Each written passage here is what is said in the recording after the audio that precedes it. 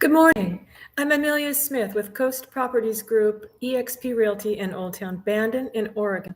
And I clarify Oregon because I never know where people are watching these videos from, and I want you to know where I am. I'm on the South Coast, and it's a beautiful day. Today I'm going to talk about expired listings and the 3 reasons I look first to find out why it expired without a sale. The first thing I look at is the history, which is readily available to any broker through the multiple listing service. We click the little H and go back and take a look at how long the property has been on the market. And that's, is it beyond the average days on market for us? Is it longer? Is it shorter? Were there any price reductions during that time? Just to kind of get a feel for how long this has been going on. The next thing I look at is the price, and the price compared to comparable sales within a reasonable period of time, within a reasonable distance from the subject property. And were there any price reductions during the history of the listing? I think the single most important reason, the biggest reason that a listing does not attract a sale is price. A lot of times I'll have a seller tell me, well, I have to start high to so that the buyer has room to negotiate. And that's a good thought. But what I recommend is getting as close to value as you can and holding to your value.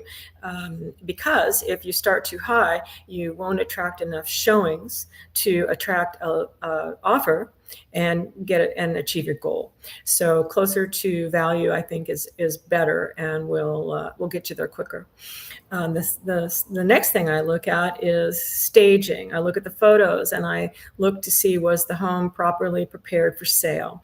Is there clutter on the countertops? Is the landscaping tidy? Is there any fresh paint? Are there flowers in a pot by the front door? The littlest things can greatly enhance your success and actually will affect value to some extent.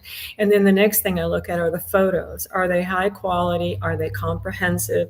Do they include video and aerials and whatever it takes to expose your property to the most people in the most professional way possible? All of that leads to your success.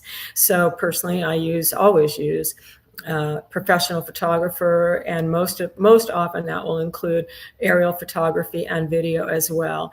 The other thing that's important about photos is the order in which they're loaded into the multiple listing service. The photo that will create interest the most is a high quality photo of the front of your home, the front facade.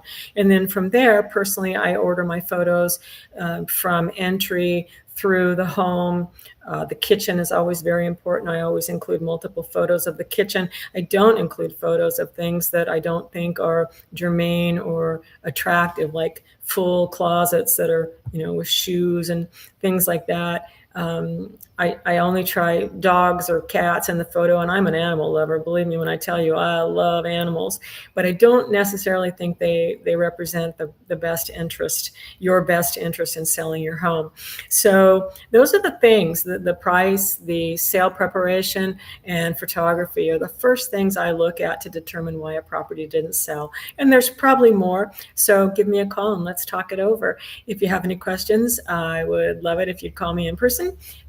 Love to talk with you anytime or meet with you at my office or at your property at your convenience. If you have any questions, just let me know. I hope you're having a tremendous Tuesday, and I'll talk to you again soon.